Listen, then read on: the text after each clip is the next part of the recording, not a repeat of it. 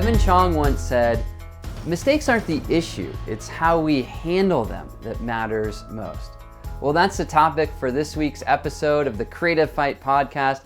This is a podcast where I talk about themes from my most recent book, and I hop in front of a camera in my office here and share with you some ideas that hopefully provide some inspiration as you seek to become more creative and to live a more meaningful and rich life.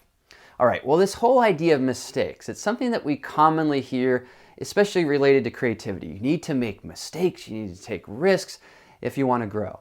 You know, that's true, but it's only a half-truth, because if we just make mistakes, we end up being sloppy. Really what we need to do is think about how we process those mistakes.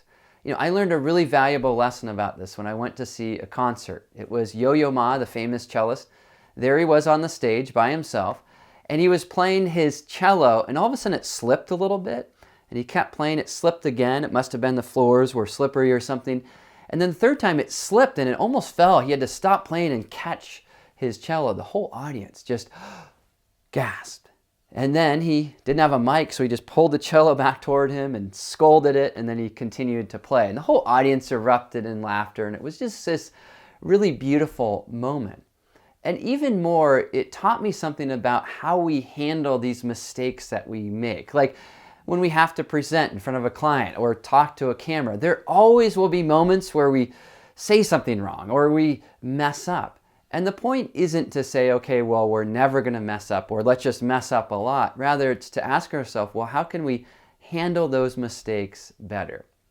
Well, one way that I've discovered to learn how to handle mistakes better, of course, is to change all of those voices in our head, right? Like, I'm a photographer, so let's say I'm creating a photograph and I make a mistake.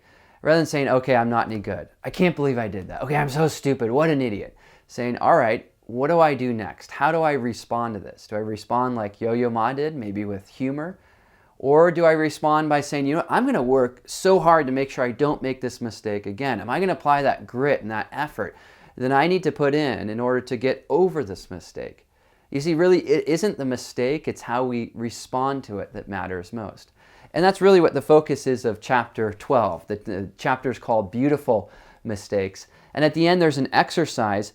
And the exercise talks about a few different things, but one of them is just to write down at least 3 people that you respect and admire, or that you think do something kind of great, perhaps a parent or a coworker or a colleague or celebrity or whatever it is. And really focus in on how they handle their mistakes and see if you can't learn from them.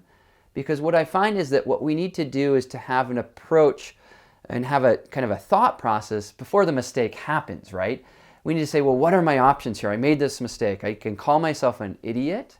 I can work hard. I can laugh. Or what else can I do, right?